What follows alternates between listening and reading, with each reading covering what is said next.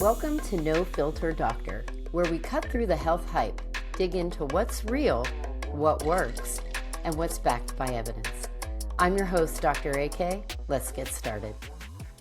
Hey everyone, welcome back. This week, we are going to get into part 2 of these dietary guidelines. Last week, we talked about just what they are and how different are they really from prior iterations. Now that we've covered those facts and what they are, we are going to look at the conflicts within them with unbiased eyes. We're just bringing information here. We're not going to be divisive and bring our feelings into it. The first conflict that we have to discuss is this one between saturated fat and protein intake. So the new guidelines point blank say that you need 1.2 to 1.6 grams of protein per day per kilogram of body weight. Okay, so if you want to know how to get kilograms, it's take your pounds and divide it by 2.2. That gives you how many kilograms you are, and then you're going to multiply that by 1.6 if you want to maximize on what the guidelines are in terms of protein intake. The other issue with that, though, is this saturated fat limit. So the guidelines say less than 10% of your total daily calories should come from sources of saturated fat. This presents a little bit of an issue. And I'm going to use an example here, like a clinical case. This is what I would do if I were teaching residents. So you have a 57-year-old guy and he weighs 85 kilos. He is at his ideal body weight. He wants to follow the new dietary guidelines. So he's going to do that 1.6 grams per kilo per day of protein. This translates to about 136 grams of protein. If we look at that saturated fat, he's probably going to be on like a 2,200 calorie per day diet. That's going to limit saturated fats to less than 10% of total calories. That comes to, when you do the math, about 24 grams of saturated fat per day. All right. If we use the USDA Food Data Central database, you can look that up online. It's a database where you put foods in, and it gives you all the nutritional compositions, like the macros and the micronutrients of that food.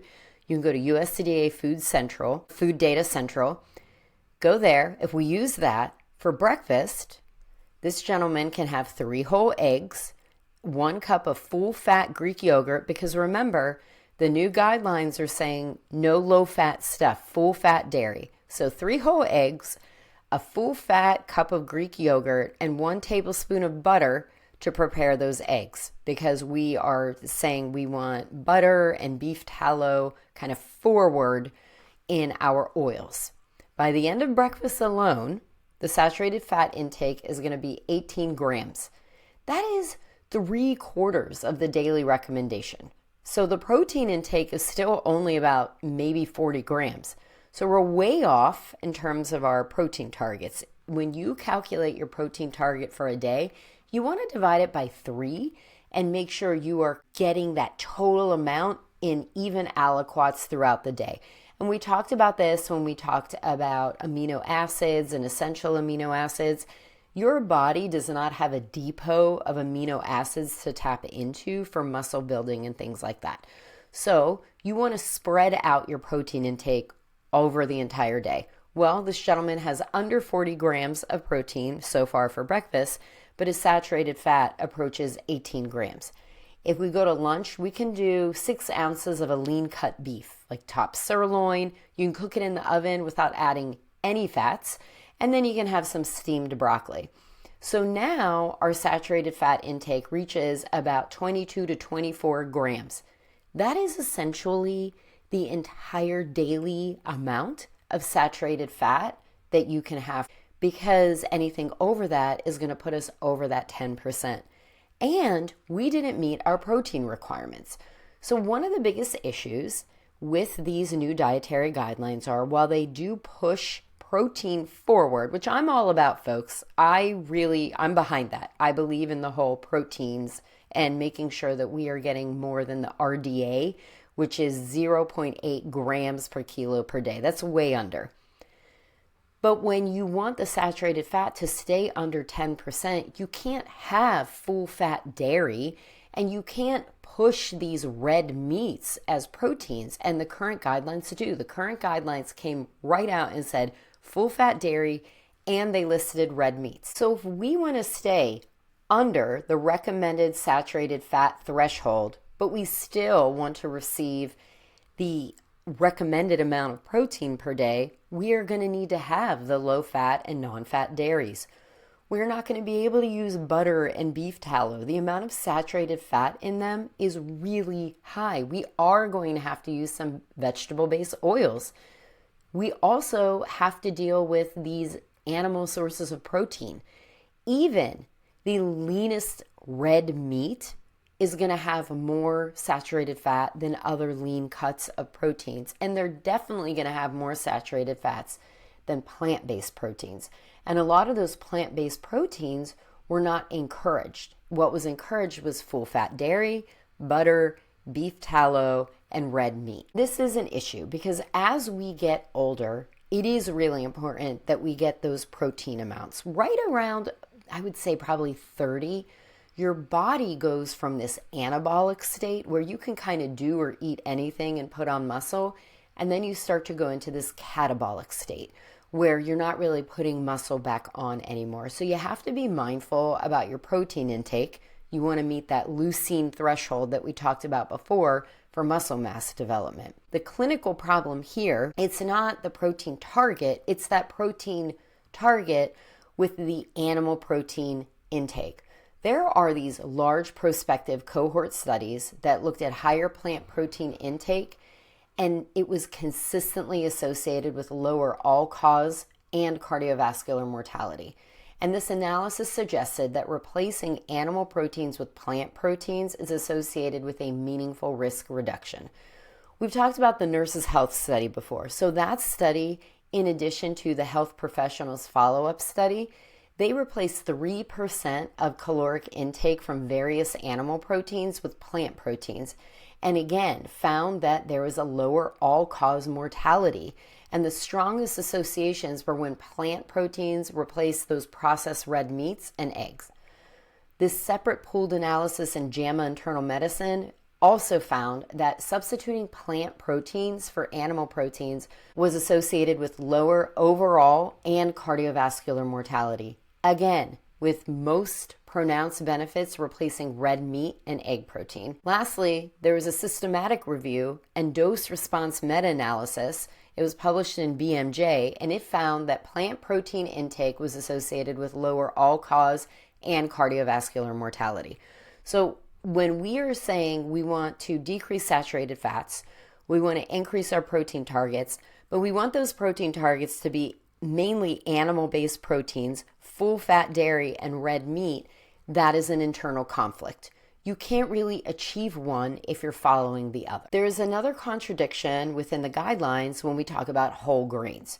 So the written recommendations, like we said fiber-rich whole grains should be at the forefront, and we want to reduce refined carbohydrates. It says consuming 2 to 4 servings of whole grains per day, and then you can adjust that for your caloric needs, right? It said that all throughout the written guidelines. And from an evidence standpoint, that recommendation is very well supported. Whole grains are among the most consistent dietary factors associated with lower cardiovascular disease risk, improve lipid profiles, and reduce all-cause mortality. Whole grains are in, man. They're the bee's knees. They provide a bunch of fiber, the plant-based proteins that we were talking about before that we need, micronutrients, and phytochemicals. We get all of this while it is naturally low in saturated fat.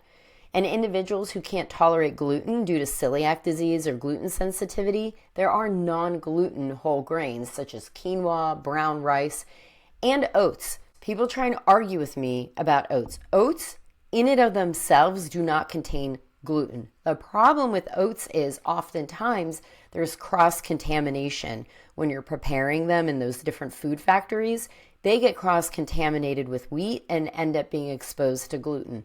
But you can find oats that have never been exposed to gluten. So oats inherently are gluten-free.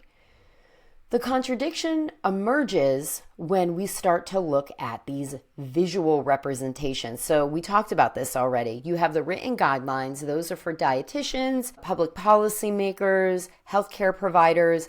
And then you have these visual representations that get put out so that the public can have an understanding of what the recommendations say.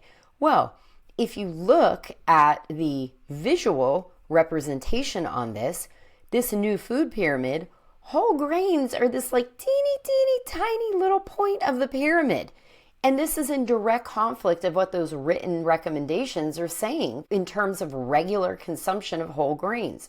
When a food group that is recommended 2 to 4 servings per day is visually positioned in the least prominent area of a pyramid, the message becomes extremely ambiguous, right? People are going to look at that visual representation and say, forget grains. I'm not eating grains. We're not doing grains. And they're completely deprioritized. Meanwhile, these whole grains, they should be at least a quarter of our plate when we're eating them every meal. If you go back to that plate model, we talked about the my pyramid versus my plate. I'm all about the my plate. It just makes sense. You can look at this plate, you can look at this visual representation, and you can see whole grains are important. And I agree. The refined carbohydrates, not a fan. They're stripped of their fiber and a lot of their nutrients, even white flour. That's the whole white flour versus wheat flour debate. Wheat flour has a lower glycemic index. It is more filling because of the fiber as opposed to white flour. So that's the argument here. That pyramid should not exist. That pyramid should be a my plate. And on the my plate, whole grains should take up 1/4 of the plate. And I don't think refined grains should really be anywhere on there, except for some circumstances. This is not an all or nothing thing. There are going to be some situations where you need them. The next issue with the guidelines are the healthy fats and the evidence and messaging that goes along with it. We touched upon this briefly. So the guidelines describe healthy fats as being plentiful in whole foods such as meats, poultry, eggs, full-fat dairy, olives, avocados, nuts, and seeds. They further state that when cooking or adding fats to meals, oils with essential fatty acids, such as olive oil, should be prioritized. But then they also, in that same sentence, list butter and beef tallow as options. Let's break this down a little bit. Olive oil definitely has demonstrated health benefits, but the same cannot be said for butter and beef tallow. Much of this recommendation stems from concerns about seed oils being unhealthy. So I'm going to take a step back here. The issue with seed oils being unhealthy is not actually the seed oil. If you go back to studies, I think they were in the 70s, they were looking at plant-based oils as substitutes for butter and then looking at cardiovascular risk. And in those studies, they used margarine. Margarine is a hydrolyzed plant-based oil. The whole reason they did this was because they wanted to have a room temperature stable oil. That's because the goal was to try and find something similar to butter, but that was plant-based. So they hydrolyzed the food and they came up with margarine. When we talk about fatty acids, we got to go back to the podcasts and blogs about cholesterol versus fatty acids. Those fatty acids, they have carbon bonds in them. And whether something is saturated or unsaturated, it has to do with whether there is a carbon-carbon double bond. Saturated fats have no carbon-carbon double bonds at all. Trans fats have a carbon-carbon double bond, but the hydrogen ion is on the same side of that relationship. So most fatty acids, you'll have one hydrogen kind of pointing up and the other hydrogen pointing down. In trans fats, those hydrogens both point up or they both point down.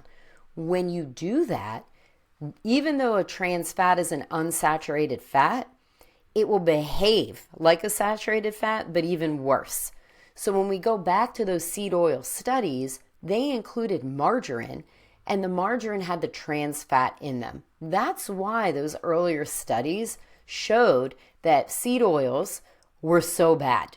It was because they had these trans fat containing margarines in them. If you want to talk about evidence, the distinction between unsaturated and saturated fats is not ambiguous at all. Multiple studies have shown that replacing saturated fats with polyunsaturated and monounsaturated fats has consistently been associated with lower LDL cholesterol and reduced cardiovascular risk. And this evidence is a huge recommendation from the American Heart Association. There are multiple randomized controlled trials, cohort studies, and meta-analyses that demonstrate this. So the contradiction here is butter and beef tallow are being grouped in a category of things that are labeled as healthy fats, and then the seed oils are omitted.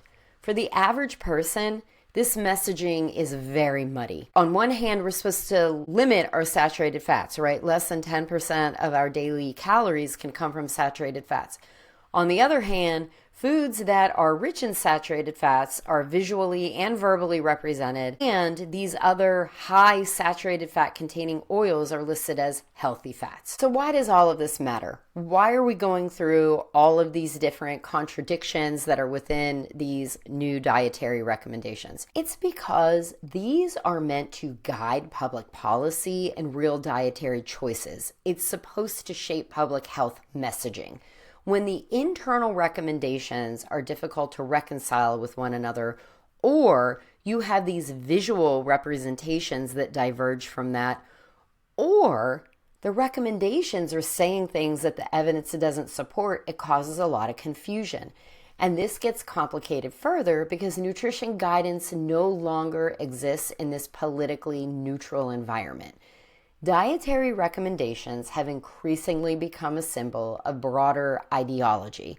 And so this blurs the line between science and loyalty. So we have these evidence-based questions, and they are being answered by ideological challenges. This constant conflict is doing nothing for public health. And if anything, I think that it is diverging from it. You can believe something. You can have an opinion about something. You can say things. It's a free country. We can all do that. But when those beliefs and the freedom of speech starts to interfere with what the science actually shows, we're now compromising the health of many Americans. I've talked about this before. I'm not a fan of junk food, right? Processed food doesn't automatically equal junk food. Refined carbohydrates and whole grains are two totally separate beasts. So to have this tiny representation on a pyramid causes conflict and confusion. Telling people that you want them to eat healthy and decrease their saturated fats, but then really lean into red meats and dairy and the whole fat version of dairy, again, creates contradiction. It creates conflict, and it starts to lean more into ideology. So we are at time. I'm going to stop here and just kind of give you all of this stuff to think about in terms of what science says, what part of that is very well represented in the new guidelines, but at the same time, where the guidelines miss the mark. And then next week, what I want to get into is I want to talk a little bit about who forms these dietary guidelines? Where do they come from? What industries are represented? And how do we get these final dietary recommendations? So I'm going to let you chew on this stuff for this week. And then next week, we're going to get into a little bit more of the influence and where they're coming from. And hopefully you will join me and be excited to finish this topic. Have a good week, everyone. Thank you so much for joining me on this week's No Filter Doctor. If you enjoyed the content, you can follow me on social media. I'm on Instagram, Facebook, and YouTube. You can also go to www.thewholehumanhealthandwellbeing.com and sign up for the weekly newsletter, where you will get a link to the blog, that week's podcast, and a health tip of the week sent directly to you. It's important to know that while I am a doctor, I'm not your doctor. This podcast is for educational and informational purposes only, and it's not intended as medical advice. Listening to this podcast does not establish a doctor-patient relationship. The information discussed should not be used to diagnose, treat, or prevent any medical condition, nor should it replace individualized medical care. If you have questions or concerns about your health, please contact your own healthcare provider. Any decisions to delay or forego a medical evaluation or treatment based on the information discussed in this podcast are made so at your own risk. My only financial disclosure is my medical practice, the Whole Human Health and Wellbeing. Take care, and I'll talk to you next week.